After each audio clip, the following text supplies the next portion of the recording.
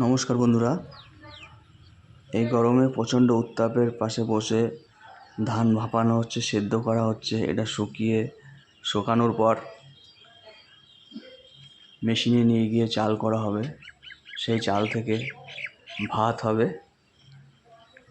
এই প্রক্রিয়াটা অনেক কষ্টের, অনেক সময় সাপেক্ষ এবং খুবই পরিশ্রমের।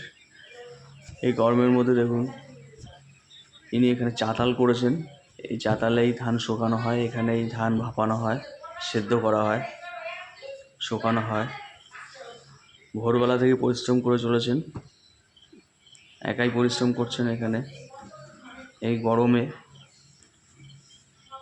এখন জুন মাস, প্রচণ্ড গরম, বৃষ্টির দেখা নেই। এই গরমে এই কঠিন কাজটা করে চলেছেন ভোরবেলা থেকে উঠে। আগের দিন এই ধানটা ভেজানো ছিল জলে, তারপর সকালবেলায় ভেজানো ধানটা এই তাওয়াতে ভাপানো হয়েছে।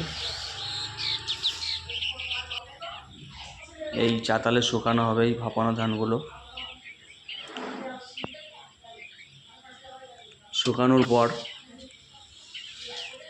বস্তাবন্দি করে মেশিনে নিয়ে যাওয়া হবে চালের জন্য। চাল কলে ভাঙানো হবে, এই ধান থেকে চাল হবে। আরও অনেক কিছুই হয়, চিড়েও হয়, মুড়ি হয় চাল থেকে। মোটামুটি চাল তৈরি করার জন্যই ভাই কাজটা করে থাকেন, ধানের কাজটা। বাজার থেকে ধান কিনে এনে সেদ্ধ করা, ভাপানো নিজে হাতেই করেন, একাই করেন। পরিশ্রমের কাজটা, অনেকটা সময় লাগে, খুব পরিশ্রম হয়।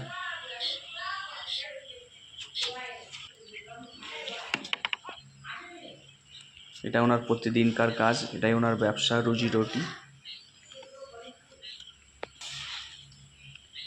এই ব্যবসাটা করে উনি জীবন ধারণ করেন, জীবিকা নির্বাহ করেন।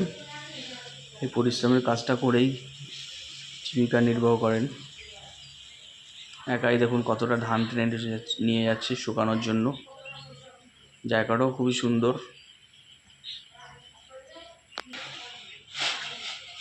সারাদিন এখানে কাটাবেন, এই কাজটা করবেন।